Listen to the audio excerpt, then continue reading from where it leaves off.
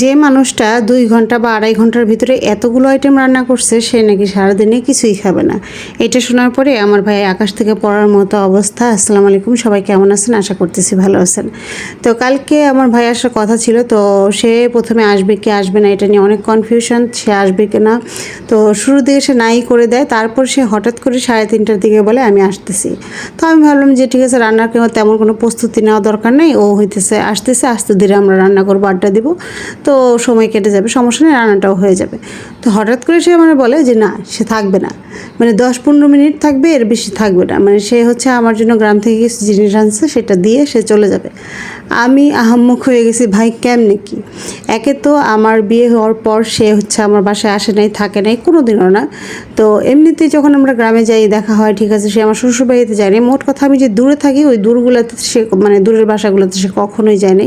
হ্যাঁ, স্ট্রোকের পর যখন গ্রামে ছিলাম তখন আমরা এক বাড়িতে ছিলাম, কিন্তু নর্মালি যে বোনের বাড়িতে আসা, বেড়াতে আসা বা ঘুরতে আসা, থাকা, এই টাইপের কাহিনী আমার ভাইয়ের সাথে কখনোই হয়নি। ও 14 বছর আমার বাসায় কোনো দিনও আসে নাই। আর এত বছরে তো আমি অনেক জায়গায় গেছি, তো কোনো জায়গায় ওরা মানে আপনি পায়ের ছাপ পড়ে নেই আর কি। তো আমি খুব এক্সাইটেড ছিলাম যে ঠিক আছে ও আসবে, ওর জন্য রোস্ট, পোলাও, তারপরে ডিমের কোরমা করছি, কাবাব করছি, বেগুন ভাজা করছি, পোলাও করছি। তো এত কিছু করার পর সে হচ্ছে এগুলো না খেয়ে চলে গেছে। তো এত কষ্ট লাগছে কি আর বলার। তো যাই হোক, আমার ভাই যখন আশ্চর্য হয়ে আবার জিজ্ঞেস করলে, এই তুই সারাদিন কী খাবি রে, আর খাবি না কেন? তো আজকে আপনাদের সাথে সেটাই শেয়ার করি। আর এই গল্পটা যেটা রয়ে গেল সেটা না হয় আরেক ভিডিওতে শেয়ার করবো, কারণ এটা বলতে গেলে এখন অনেক বেশি বড় গল্প হয়ে যাবে। তো এখানে এই তো দেখেন আমার ছেলের টিফিন তৈরি করতেছিলাম, আর এখানে আমি কোনো প্রকার soya sauce, tomato sauce, oyster sauce যাই বলেন না কেন, মোট কথা আমি বাইরের কোনো খাবার ব্যবহার করব না। তো এখানে আমার যা আছে সবই হচ্ছে বাসায় তৈরি মশলা, আর আমার মশলাগুলোও কিন্তু আমি ভাঙিয়ে নিই, আর আদা রসুনও মোটামুটি বাসায় করা থাকে। তো যাই হোক, এইসব মশলা দিয়ে আমি হচ্ছে এটা একটু মেখে রাখি। আর যেহেতু ব্রয়লার থেকে অনেকটা একটু গন্ধ আসে, আর যেহেতু আমরা এখন দেশি মুরগি খাই, ব্রয়লারটা খুব খাওয়া হয় না, তো টিফিন আইটেমে না আসলে দেশি মুরগি দিয়ে হয় না। কারণ বাচ্চারা যখন টিফিন শেয়ার করে, আপনি দেশি মুরগি কতজনকে দিবেন, এটা সম্ভব হয় না। তো দেখা যায় যে টিফিনে আমি দিয়ে দিলে একটু বেশি দিয়ে দেই, তো ওরা সবাই শেয়ার করে খায়, তো তখন আসলে ব্রয়লার ছাড়া কোনো অপশনও থাকে না। তো যাই হোক, ব্রয়লার মুরগিটা আমি এভাবে মেখে রাখি। আর এখানে আমি বাইরের কিছু দিব না, আগেই বলছি। তো সেই ক্ষেত্রে আমি কী করি, একটু লেমন গ্রাস আর একটু পুদিনা পাতা দিয়ে মাখিয়ে রাখি। তো এটা দিলে কি হয় যে মুরগির যে একটা ব্যাড স্মেল থাকে সেটা চলে যায়, আর এটা খেতেও অনেক বেশি মজা লাগে। আর এটা আমি সম্পূর্ণ সরিষার তেলে ভাজি, আর এর সাথে আমি একটু ক্যাপসিকাম, 2টা ডিমের সেদ্ধ এরকম দিয়ে দিই। এগুলো আমি আপনাদের সাথে আগেও শেয়ার করছি। তো এখন আমরা তাহলে কি খাই?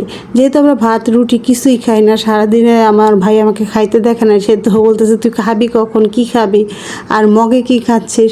তো অ্যাকচুয়ালি আমি সারাদিন দেখা যায় যে মগে গ্রিন টি অথবা রং চা বলতে কোনো চিনি থাকবে না, সেখানে শুধু হার্ব থাকবে। তো এই তো লেমন গ্রাস বা পুদিনা পাতা বা তুলসী পাতা, এইসব পাতা দিয়ে হচ্ছে আমার রং চাটা তৈরি হয়, একটু লেবু, তো এগুলো দিয়েই খাই। আর সকালবেলা আমি শুধু 1 কাপ চা খাবো আর একটা ডিম পোস্ট। আমার ছেলে একদম শুধু একটু লবণ পানি খাবে, পিঙ্ক সল্ট দিয়ে একটু লবণ পানি খেয়ে সে চলে যাবে, টিফিন নিয়ে যাবে দুপুরের। এইটাই তো এটি হচ্ছে তার দুপুরের খাবার। আর রাতে আমরা কি খাই, তো আমার হাজব্যান্ড হচ্ছে দুপুরের আর সকালের খাবারটা স্কিপ করে, তো সে একবার এসে রাতে খাবে। তো রাতে আমাদের একটা মিক্সড সবজি থাকে, অথবা শুধু পেঁপে বা লাউয়ের সবজিও থাকে, আবার অনেক সময় সব সবজি মিলানো থাকে। এখন যেহেতু আমার অনেক থ্যালাসেমিয়ার কারণে অনেক সবজি খাওয়া নিষেধ, তো বেশিরভাগ দেখা যায় যে পেঁপে আর লাউটাই থাকে, কারণ এই দুইটাতে আয়রনের মাত্রা অনেকটাই কম থাকে। তো এই দুইটাই আমি খেতে পারি, অন্য কোনো কিছু খেতে পারি না। তো এই সবজি দিয়ে 2টা ডিম সেদ্ধ অথবা মাছ মাংস যাই থাকবে এগুলো আমরা খাবো না শুধু ভাত এবং রুটি। তো অনেকের ধারণা যে ভাত রুটি না খেয়ে এত কিছু খাইলে তাহলে তো মানে সমস্যা হবে না, কখনোই সমস্যা হবে না, বরঞ্চ আপনি ভাত রুটি খাইলেই সমস্যা হবে। যখন আপনি ভাত রুটি বাদ দিতে পারবেন, দেখবেন আপনি অনেক ভালো থাকবেন। আমার কিন্তু প্রেশার আছে, ডায়াবেটিস আছে, তারপরে আমি কিন্তু 3টা করে ডিম খাচ্ছি বা 4টা করে ডিম খাচ্ছি, আমার কখনোই কোনো প্রবলেম হয় না। তবে হ্যাঁ, কোনো কিছু ওভার খাওয়া ভালো না। যেমন যদি আপনি মাংস খান, সেক্ষেত্রে আপনার ডিমটা 2টা খাওয়া উচিত, কিন্তু খাওয়া উচিত প্রত্যেক দিন। অনেকে ডিমের কুসুম স্কিপ করেন, এগুলো করা একদমই ঠিক না। ডিমের কুসুম খাবেন, কারণ ডিমের কুসুমেই হচ্ছে ভিটামিন থাকে, সাদা অংশে কিছুই থাকে না, তো এটা খেয়ে কোনো লাভ নেই। তো যাই হোক, এগুলো হচ্ছে মানে মানুষকে বললেও এগুলো বিশ্বাস করতে চায় না, আর অনেক হাসাহাসি করে। তো এর জন্য আমি স্বাস্থ্য নিয়ে কখনোই কাউকে কিছু বলি না, যার লাইফস্টাইল সে লিড করুক, এটাই ভালো। তো সবাই ভালো থাকবেন, সুস্থ থাকবেন, খোদা হাফেজ।